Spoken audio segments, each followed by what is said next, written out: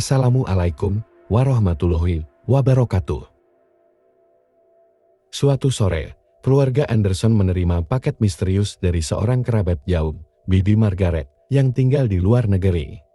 Mereka jarang berbicara dengan Margaret, tetapi tahu bahwa ia adalah kolektor barang antik. Paket itu berisi sebuah boneka tua yang memiliki wajah tersenyum lebar, rambut coklat panjang dari benang wol, dan mata kaca yang tampak seolah menatap langsung ke jiwa Anda. Bersama paket itu terdapat catatan singkat dari Margaret. Boneka ini sudah lama di keluargaku, sekarang giliran kalian merawatnya, jangan pernah membuangnya. Laura, anak perempuan keluarga Anderson yang berusia 10 tahun, langsung jatuh cinta pada boneka itu dan menamakannya Molly. Boneka itu diletakkan di rak khusus di kamarnya. Namun, pada malam pertama Molly berada di rumah, Laura merasa ada sesuatu yang tidak beres. Ia mendengar bunyi seperti langkah kaki kecil di kamarnya. Ketika ia menyalakan lampu, tidak ada apa-apa. Hanya boneka Molly yang tampak duduk manis di raknya.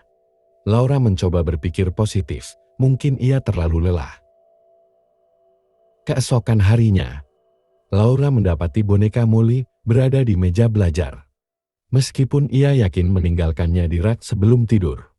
Ia bertanya pada ibunya, tetapi ibunya bersikeras tidak pernah menyentuh boneka itu.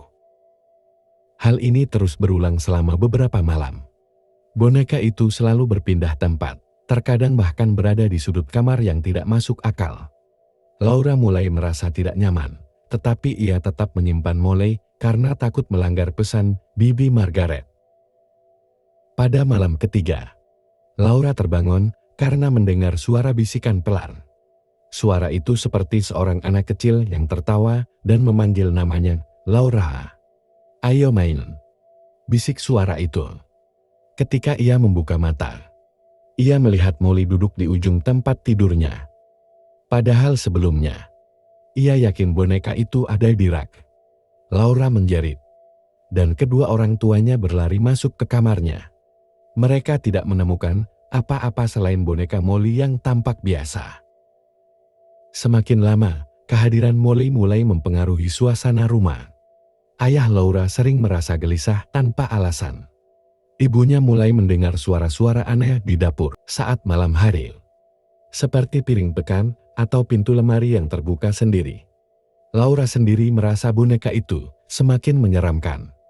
Mata kaca Molly kini tampak mengikuti gerakan siapapun di ruangan itu. Dan senyumnya yang tadinya manis berubah menjadi menyeramkan. Ayah Laura memutuskan untuk menyelidiki asal-usul boneka tersebut. Ia mencoba menghubungi Bibi Margaret, tetapi tidak berhasil. Akhirnya, ia menemukan informasi bahwa boneka seperti Molly dibuat oleh seorang pembuat boneka terkenal di Eropa pada awal tahun 1900-an. Namun, pembuat boneka itu tewas secara tragis dalam kebakaran di bengkel tempat boneka-boneka tersebut dibuat. Legenda mengatakan bahwa beberapa boneka yang ia buat telah dirasuki oleh arwahnya yang penuh dendam. Malam itu, sesuatu yang benar-benar menyeramkan terjadi. Ketika keluarga Anderson sedang makan malam, mereka mendengar suara langkah kaki kecil di lantai atas, meskipun tidak ada siapapun di sana. Ketika mereka naik untuk memeriksa, mereka menemukan boneka Molly duduk di tengah lorong dengan pisau kecil dari dapur di tangannya. Semua orang membeku. Ayah Laura langsung mengambil boneka itu dan menguncinya di gudang bawah tanah. Meskipun sudah dikunci, Molly kembali muncul di kamar Laura pada keesokan paginya. Kali ini, boneka itu dalam kondisi basah, seolah-olah telah berjalan di bawah hujan deras. Keluarga itu memutuskan untuk membuang Molly ke sungai terdekat. Mereka melempar boneka itu sejauh mungkin ke dalam air. Namun, hanya beberapa hari kemudian, Molly kembali muncul di ruang tamu, masih dalam keadaan basah dan meninggalkan jejak air di lantai kayu. Merasa tidak berdaya, keluarga Anderson memanggil seorang paranormal terkenal di kota mereka. Sang paranormal, Nyonya Harris, mengatakan bahwa boneka itu adalah medium bagi arwah jahat yang terperangkap. Untuk melepaskan energi jahat tersebut, ritual pengusiran harus dilakukan. Ritual itu dilakukan selama beberapa jam. di mana Molly tampak bergerak sendiri, bahkan mencoba menyerang Nyonya Haris.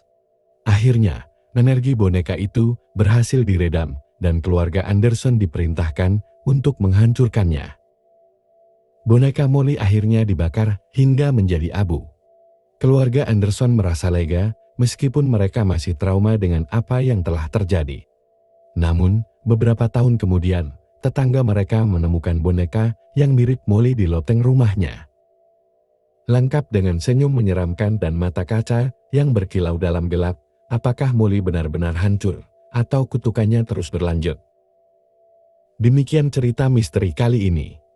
Jangan lupa dukung terus channel ini dengan like, komen, dan subscribe. Dan aktifkan notifikasinya agar teman-teman tidak ketinggalan cerita-cerita misteri lainnya. Terima kasih.